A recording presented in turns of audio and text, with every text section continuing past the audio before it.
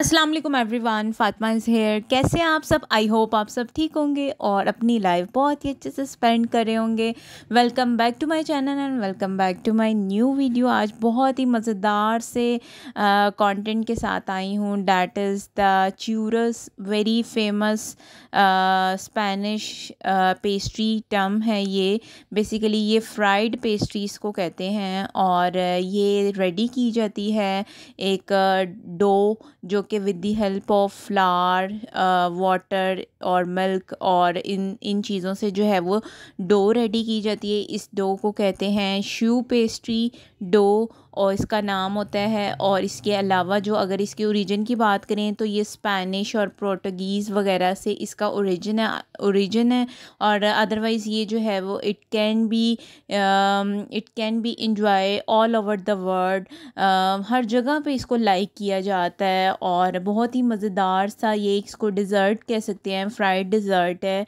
It's amazing, very crispy outer side and very soft inside. और इसको pipe किया जाता है। बहुत ही मज़ेदार ये डिज़र्ट है जो कि आज आप लोगों से शेयर करने जा रही हूँ विद फुल प्रूफ रेसिपी। ये मैंने रिसेंटली एक क्लास ज्वाइन की थी और जो मेरी कुलीग कह सकते हैं, नादिया उनका नाम है। माशाल्लाह से she is very competent, very inspired और वेरी उनका जो बेकर का एक्सपीरियंस है माशाल्लाह वेरी सुपर्ब। तो मैंने ये पहले ट्राई किए 4 से 5 दफ़ा, देन मैंने इसकी फिर वीडियो शूट की और बहुत मज़े के बनते हैं। आप लोगों के सामने वीडियो स्टार्ट कर दी, आई थिंक थोड़ी गुजर गई है।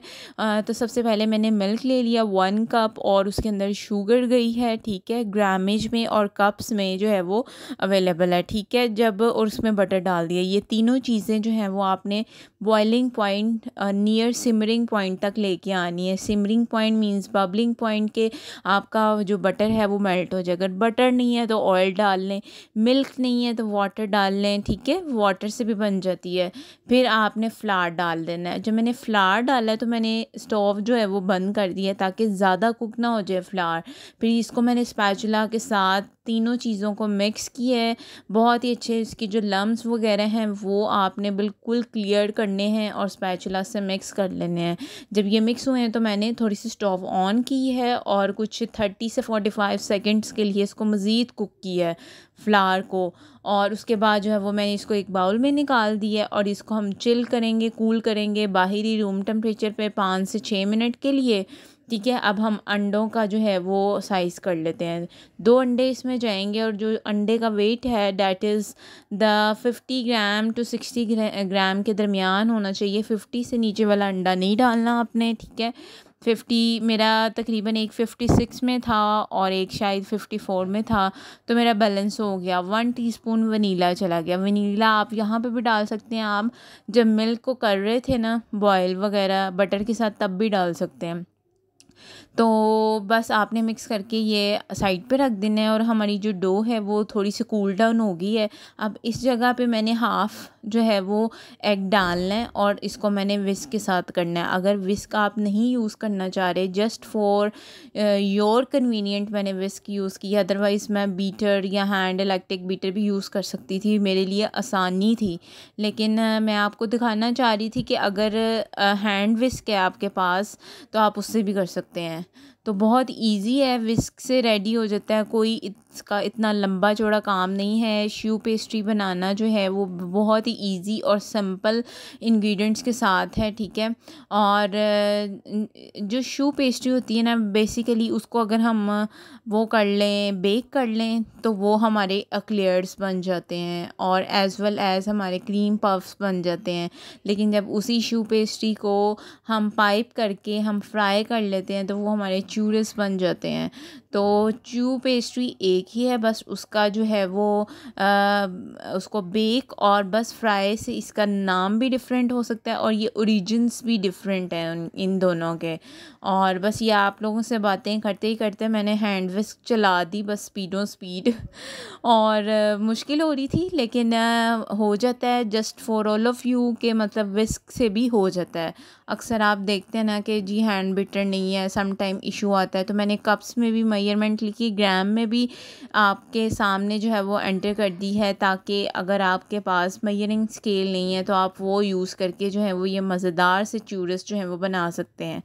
तो ये इसकी जो डो है वो इतनी रनी नहीं होती, रादर देन जो क्रीम पफ्स हैं उनकी थोड़ी सी रनी होती है, ठीक है। तो बस ये मैंने 2 नोज़ल्स ली हैं, एक स्टार नोज़ल और एक 1M नोज़ल है, ठीक है। ये वाली जो आप लोगों के सामने यूज़ कर रही हूँ, ठीक है। इसको मैं पाइप करूँगी। अब इसके दो मेथड आप लोगों से शेयर करूँगी, बल्कि 3 मेथड शेयर करूँगी कि आप इसको किस तरह कर सकते हैं। एक ये मेथड है कि आप जो है वो बटर पेपर के पीसीस कर लें और उसके ऊपर पाइप करें, ठीक है।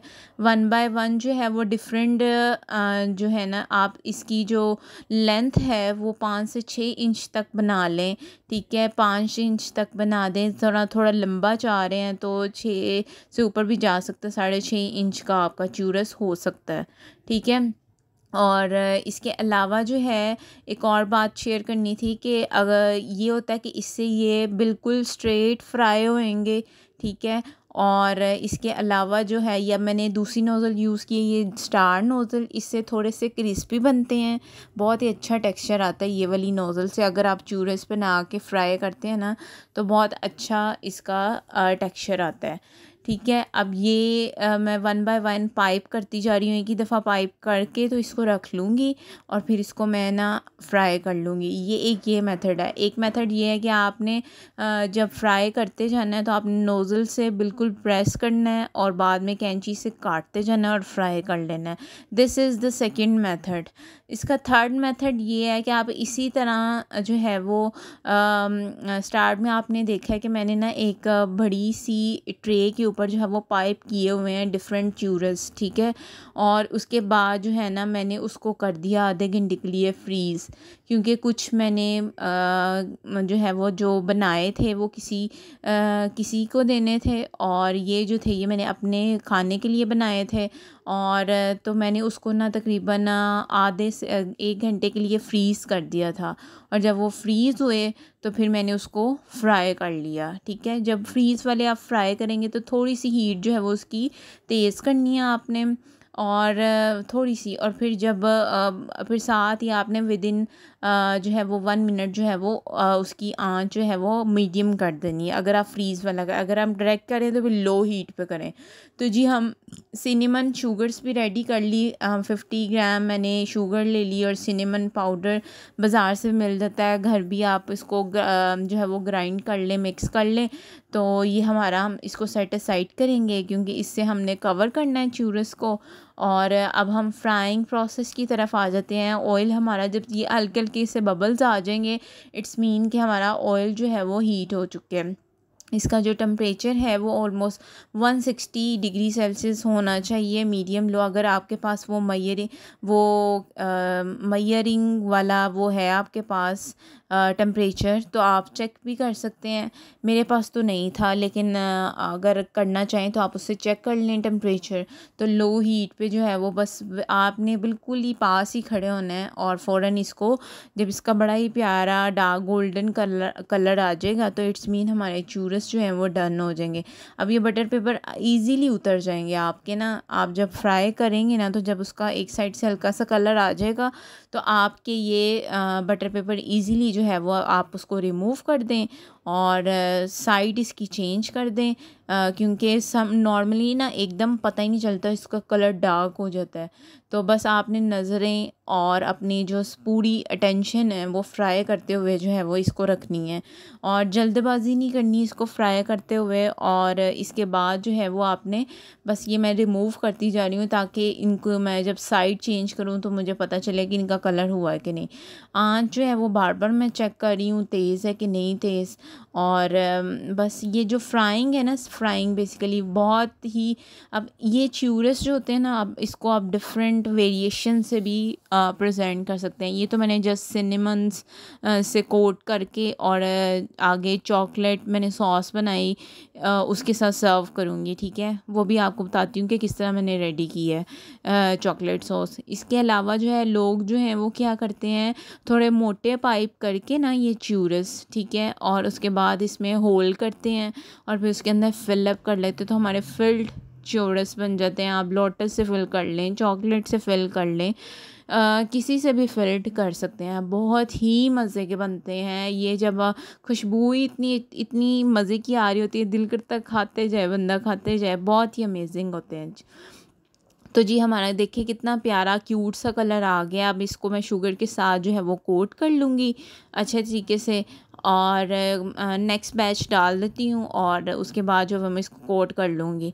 तो इसकी जो सॉस है वो आप किस तरह रेडी करेंगे, चॉकलेट ले लें, ठीक है, 50 ग्राम, उसको आप मेल्ट कर लें और इसकी कंसिस्टेंसी थोड़ी रनी करने के लिए उसके अंदर जो है वो थोड़ा सा ऑयल डाल लें, 1 टीस्पून तक डाल लें, ठीक है, या हाफ़ टेबल स्पून तक जो है वो कंसिस्टेंसी देख लें आपको कितनी चाहिए उतना आप ऑयल डाल दें, ठीक है। ये सॉस जो मैं आगे जाके प्रेजेंट करूँगी च्यूरस के साथ, वो मैंने इस तरह रेडी की है, ठीक है। इट्स अप टू यू आप किस तरह इसको सर्व करते हैं। इस तरह अगर आप लोटस करना चाह रहे हैं तो लोटस के अंदर भी आप थोड़ा सा ऑयल डाल के उसको हल्का सा माइक्रोवेव करें तो आपका जो है वो लोटस सॉस बन जाएगी। तो आप इंजॉय करें मज़ेदार से ये च्यूरस, ठीक है। ये बहुत ही मज़े के क्रिस्पी आउटसाइड और बाहर से, अंदर से जो है वो थोड़े से सॉफ्ट होते हैं, अदरवाइज़ बाहर से क्रिस्पी होते हैं।